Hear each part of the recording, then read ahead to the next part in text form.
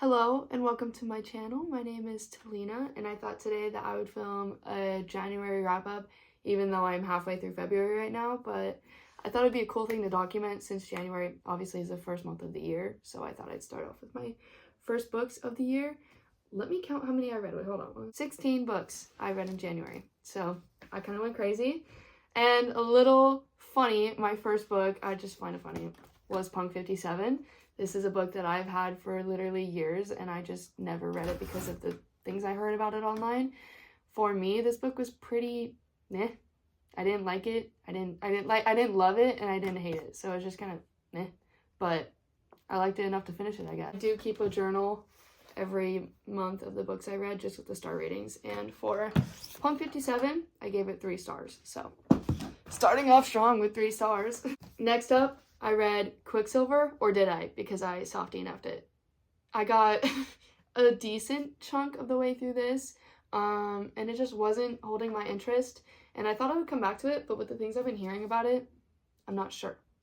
But I feel like I will like it. I just need to have the right mind space. So I'm going to come back to that one day. Next up, I read Little Liar by, Lee Rivers. I read Little Stranger pretty shortly before this, it was in December.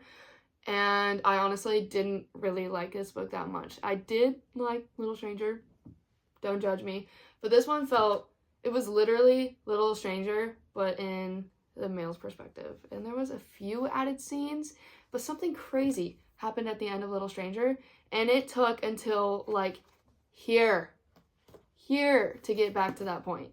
And I don't know, I just felt it was really boring, very repetitive. Same exact scenes from the first book, just in his perspective. So I didn't really like it, but I did give it 3 stars. Just because I love the first one so much, and I do love them. So next up, I started The Loser's Duet. This is a brick of a book, and I loved it.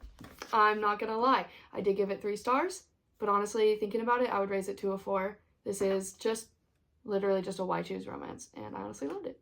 Because, I don't know, you just got to know every character so well, and just seeing them go through things that I kind of relate to, at least in the main female girl's perspective, I just related to something she goes through. So I did really like it.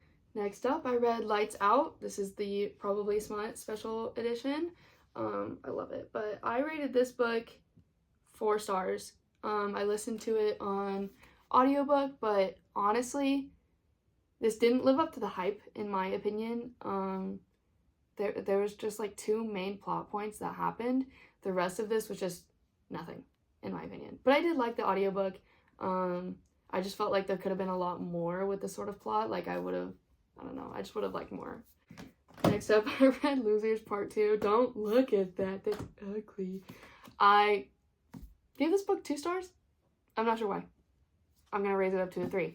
Might have been embarrassed about the cover or something. But yeah, I gave this one 2 stars, but thinking about it, I would raise it to a 3 because, again, just the found family and how much you connect to the characters, and I liked it. It was just a fun time, to be honest. Don't judge me! Next up, I have another soft or hard DNF. Honestly, at this point, I think this series is a hard DNF, which makes me so sad because I loved the first few books. But this one, I've literally tried to read it like 5 times. I kid you not. And I got almost like 50% through this, and it's just, I wish I didn't stop reading this.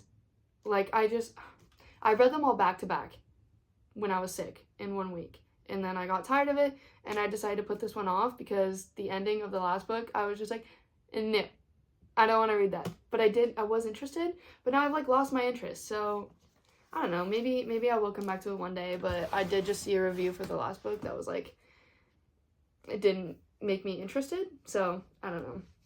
Again, another DNF that I've tried multiple times to read this book, and I just think The Cruel Prince World is not for me, unfortunately.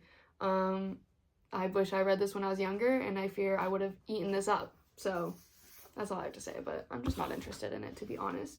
And next up, we have my biggest surprise ever.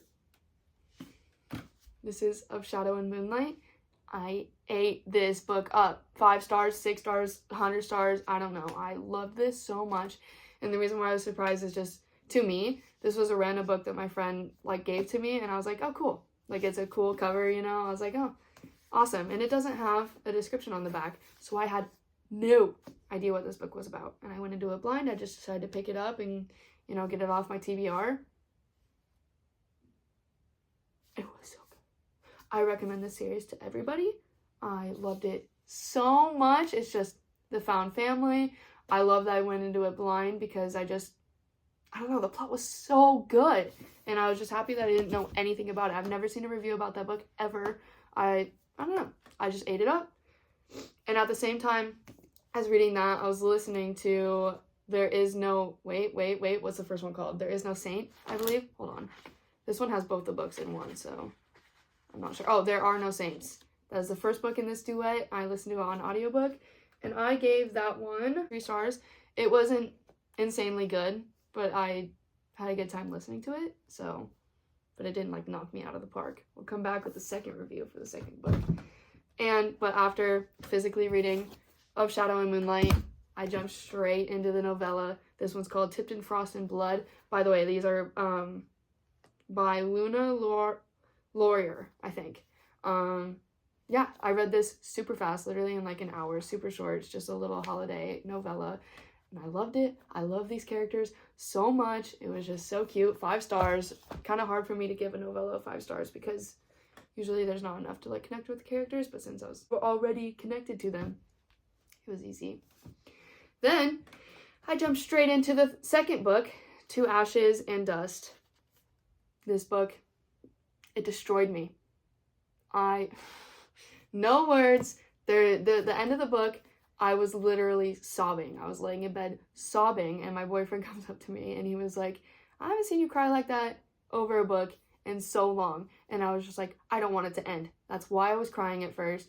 And then something big and sad, really sad, happens in it, and I was literally just bawling my eyes out. And I didn't know when the third book was coming out, so that's why I was like, you know, extra sad. But then I found out it literally comes out, today is the 15th, it comes out in 3 days, physically. I have it on my Kindle, but I'm really scared to read it because of what happened at the end of this book. But physically, the physical edition comes out in 3 days. So that's awesome for me. Next up, coming back to this one, I finished There Is No Devil. I did this one on audiobook again. By the way, this is the Larry Reads / Eternal Embers special edition. I did enjoy the second one. What did I give it? I gave it 4 stars.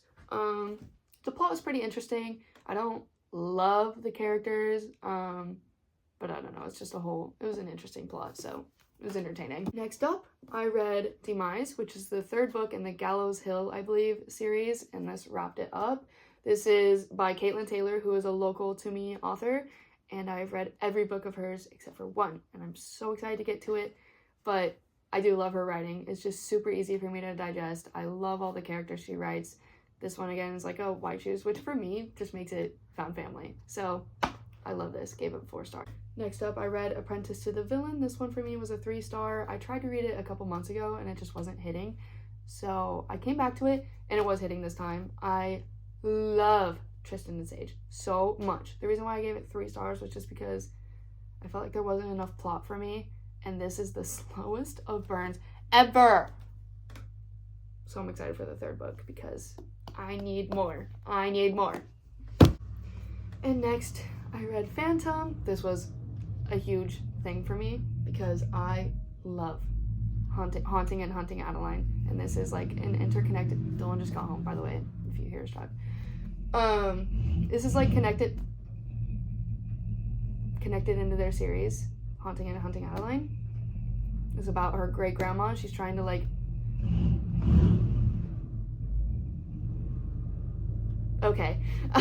she's trying to in Haunting Adeline, she's trying to figure out like the mystery behind her great grandma's death. This is her great grandma. This is her book, and I loved it. I love H.D. Carlton's writing so much. And I just love this because you're curious about like her character all through Haunting Adeline. So I just loved having her book, and the parallels between the Phantom and Zaid literally had me screaming every time. Anyways, the last book of January for me was Beautiful Fiend. I got this recommendation from Larry Reads. I listened to this one on audiobook. I liked it. what did I give it? I gave this one 3 stars just because I'm not a big mafia / gang romance girly. Like, it's just, I find it to be really cliche, cringy.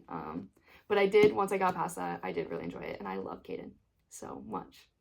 So there you have it. I am gonna read the second book. Anyways, those are all the books that I read in January. Really excited for February so far. I've got a good amount of good books going. Super excited for some new releases coming out. So stay tuned for the rest of my reading journey, I guess.